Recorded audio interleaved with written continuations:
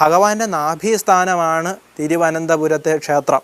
ഭഗവാന്റെ ശിരസ് വരുന്നത് തിരുവല്ലത്തും നാഭീസ്ഥാനം മധ്യഭാഗം ആയിരിക്കുന്ന നാഭീസ്ഥാനം വരുന്നത് തിരുവനന്തപുരത്തും തൃപ്പാദം വരുന്ന സ്ഥലം തൃപ്പാദപുരം കഴക്കൂട്ടത്തിനടുത്തുള്ള തൃപ്പാദപുരത്തുമാണെന്ന് പരാമർശിക്കുന്ന വസ്തുതയാണ്.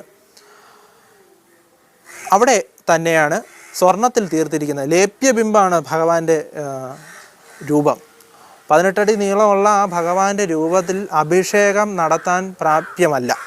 അതുകൊണ്ട് ലേപ്യബിംബമായ ഭഗവാന്റെ ആ ബിംബത്തിൽ അഭിഷേകത്തിന് ഉതകുന്ന രീതിയിൽ സ്വർണത്തിൽ